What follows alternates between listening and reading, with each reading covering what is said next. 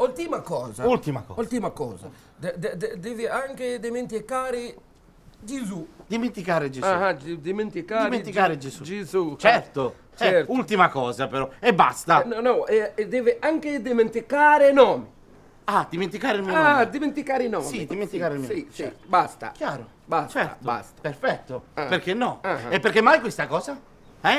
Perché mai questa cosa? No, mi perdoni, mi perdoni. Ma dove sono finiti i bellissimi discorsi che lei ha fatto fino a un attimo fa?